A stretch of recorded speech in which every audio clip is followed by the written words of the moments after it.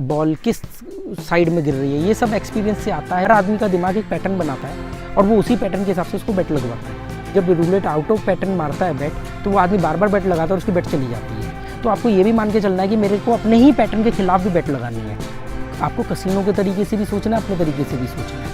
Experience तो है उनके पास, पर उनको ये मालूम है कि यहाँ पे ये एक्सपीरियंस काम नहीं करेगा, यहाँ पे दूसरे वाला एक्सपीरियंस काम करेगा। क्योंकि इससे मालूम पड़ता है कि एक्सपीरियंस तो है पर ऑब्जर्वेशन पावर भी, कि प्रोबेबिलिटी गेम आपको 4 दिन जितवाती है और 2 दिन हरवाती है, पर वो 2 दिन में हारने का अमाउंट आपका 4 दिन के जीतने वाले अमाउंट से ज़्यादा होता है। क्योंकि आपके पास तो एक्सपीरियंस की लड़ी है, आपने तो सालों साल दिए कसिनो में, तो आप अपने सही एक्सपीरियंस को सही जगह लगा सको, इसके लिए एक ऑब्जर्वेशन पावर चाहिए। 3 से 5% लोग ऐसे होते हैं जो रूलेट के अंदर गैम्बलर नहीं है, प्लेयर हैं, जिनका रेगुलर इनकम है, जिनका घर बार इससे चलता है, जो बनाए।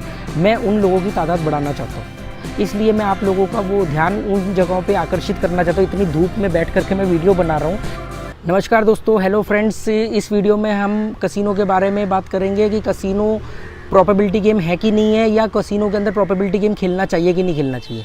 तो मैं आपको बता दूं कि देखो, कसिनो के अंदर प्रोबेबिलिटी गेम खेलना भी चाहिए और प्रोबेबिलिटी गेम नहीं भी खेलना चाहिए। आपको यार ये क्या हो गई, ये तो दोनों बात हो गई। हाँ, ये दोनों बात हो गई, पर ये दोनों बातों को आप समझोगे तभी आप सेफ खेलोगे कसिनो के अंदर और सेफ जीतोगे, और ज़्यादा जीतोगे कम हारोगे।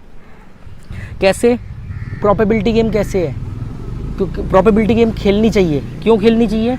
क्योंकि भाई जब वो आउट मारेगा, रैंडम नंबर मारेगा, आपके प्लान किए हुए, आपकी स्ट्रेटजी वाले नंबर, जो आपको लगता है इसके बाद ये मारेगा, अब ये 32 आया है, 15 आया, तो अब ये 0 स्पेल ही मारेगा, पर वो अचानक जाके ऑर्फिन पे बॉल गिर जाती है।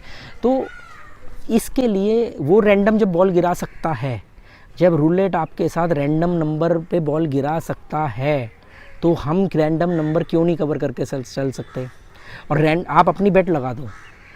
अपनी बेट लगाने के बाद जैसी बॉल स्पिन हो, और बॉल स्पिन होने के बाद आपको जो 5 सेकंड मिलते हैं, उसके अंदर कहीं भी कुछ भी रैंडम नंबर पे नंबर लगा दो। ये वो रैंडम नंबर है कि इससे क्या होगा, आपके 18 नंबर के आसपास कवर हो गए, गेम 50-50 की हो गई, बराबरी की हो गई। दूसरा, वो रैंडमली बॉल गिरा सकता है, तो हमने भी रैंडमली नंबर लगाए। अगर उसके बावजूद भी गेम नहीं आती, तो हम ये कह सकते हैं कि ठीक है यार, हमने भी रैंडम नंबर लगाया, उसने बॉल उसके भी अलावा गिरा दी, कोई बात नहीं। पर हम ये नहीं कह सकते कि यार ये पैटर्न, क्योंकि वो पैटर्न को तोड़ता भी तो है। आपने तो पैटर्न के हिसाब से बैट लगाई, अब जब वो आउट ऑफ द पैटर्न जाएगा तो क्या करोगे? तो वो आउट ऑफ द पैटर्न जा सकता है, तो आप भी आउट ऑफ द पैटर्न जा करके नंबर लगा सकते हो। प्रोबेबिलिटी गेम इसलिए ज़रूरी होती है क्योंकि 18 कम से कम 50% रूलेट आपको कवर करना है, पर आपकी विनिंग बैट 12-15 नंबरों पे ही होनी चाहिए, 8-10 नंबरों पे ही होनी चाहिए, और उसमें जैकपॉट नंबर 2-3 होने चाहिए, जो मैंने पिछले नंबर पे बोला। जैकपॉट नंबर बनाना आना चाहिए आपको, जो सबसे ज़्यादा जिस पे आपको लगता है, तजुर्बे के हिसाब से, एक्सपीरियंस के हिसाब से और करंट सिनेरियो के हिसाब से कि कलर चल रहा है। अब आपका जैकपॉट नंबर आपको लग रहा है रेड मारेगा और पैटर्न चल रहा है ब्लैक का, तो आप आपको ये भी ध्यान में रख के चलना है कि पैटर्न क्या चल रहा है, बॉल किस तरफ जा रही है, जिगजैग चल रहा है, कलर चल रहा है, बॉल किस साइड में गिर रही है। ये सब एक्सपीरियंस से आता है, ऑब्जर्वेशन और एक्सपीरियंस से नहीं आता है। मतलब मैं ये कहूँ कि सिर्फ एक्सपीरियंस से आता तो है, पर लोग इंप्लीमेंट नहीं करते क्योंकि उनकी ऑब्जर्वेशन पावर वीक होती है। वो कहीं वाला एक्सपीरियंस कहीं पे लगा देते हैं। एक्सपीरियंस तो है उनके पास, पर उनको ये मालूम है कि यहाँ पे ये एक्सपीरियंस काम नहीं करेगा, यहाँ पे दूसरे वाला एक्सपीरियंस काम करेगा। क्योंकि इससे मालूम पड़ता है कि एक्सपीरियंस तो है, पर ऑब्जर्वेशन पावर वीक है। ऑब्जर्वेशन पावर होगी तो आप सही एक्सपीरियंस को पिक करोगे। आपके पास तो एक्सपीरियंस की लड़ी है, आपने तो सालों साल दिए कसिनो में, तो आप अपने सही एक्सपीरियंस को सही जगह लगा सको, इसके लिए एक ऑब्जर्वेशन पावर चाहिए होगी उसी time, on the spot decision power. तो इस हिसाब से आपको प्रोबेबिलिटी गेम खेलने के लिए मैं ये कहता हूँ कि हमेशा 50% रूलेट कवर होना चाहिए, पर 50% नंबरों पे बराबर के अमाउंट नहीं लगे होने चाहिए। 50% में कुछ नंबर ऐसे होने चाहिए जो आपको विनिंग नंबर हो, जो आपको अच्छा पे आउट दे, और उनमें भी 2-3 नंबर ऐसे जैकपॉट नंबर हो जो आपको बहुत बड़ा एक अमाउंट दे दे, जिससे होगा आपका विनिंग जो भी टारगेट है कि मेरे को आज इतना पैसा बनेगा तो मैं चले जाऊँ, वो बन जाए उस बैट में।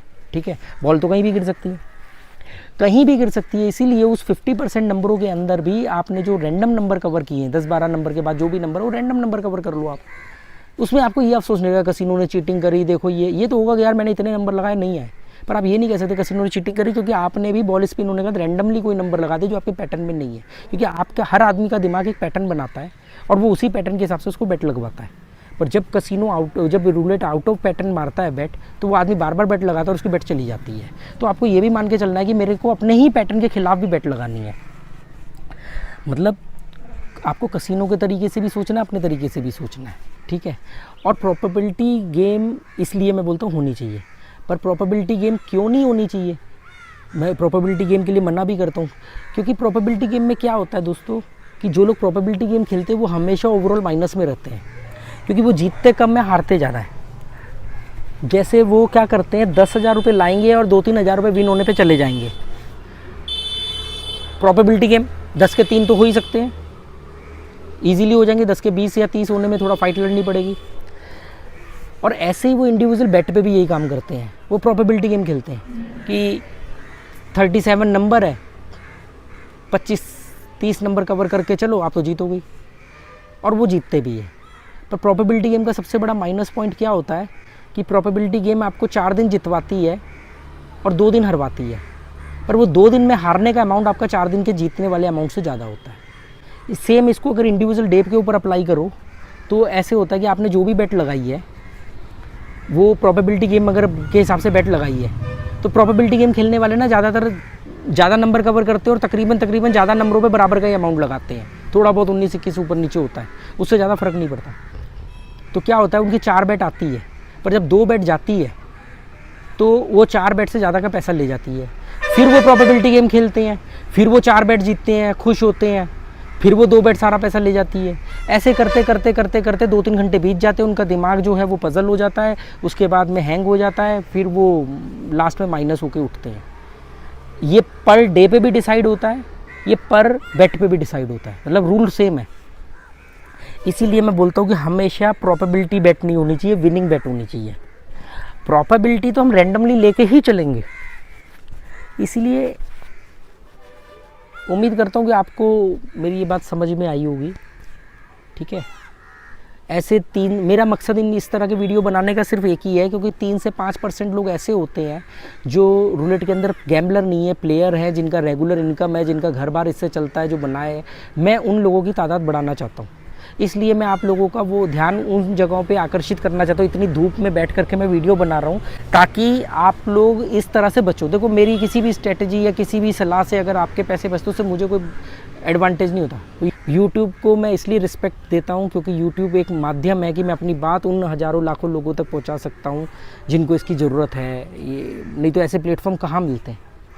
उम्मीद करता हूँ आपको ये बातें समझ में आई होंगी, और बाकी मेरे और भी वीडियो आप देखो उसको, ठीक है। Thank you very much.